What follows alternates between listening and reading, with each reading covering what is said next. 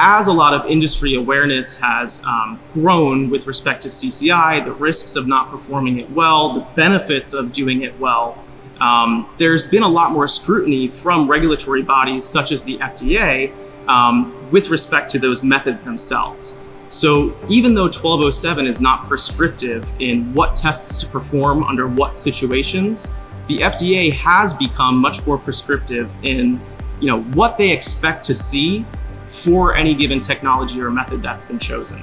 And really that boils down to validation. So having robust validation practices is certainly something that I think industry has put more effort into over the past few years with respect to CCI. And it's actually one of the core things that we see as a deficiency from FDA. So it's very common that we see clients, less so now, more so a few years ago, who were using historical dye ingress methods.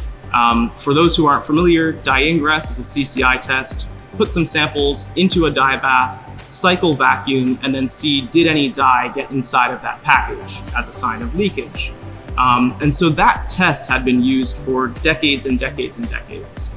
And in a lot of cases, the companies using those tests hadn't necessarily validated that test for that specific container system. They might be using a method that's been in place for the past 10, 20, 30 years in some cases.